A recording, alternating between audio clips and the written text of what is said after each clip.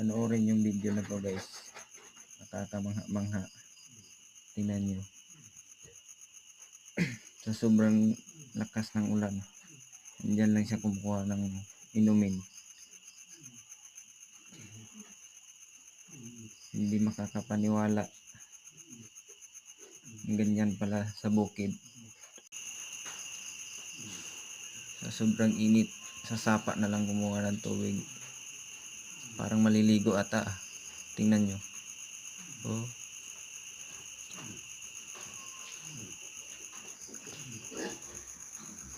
Ganyan pala yung kabataan ngayon. Oh.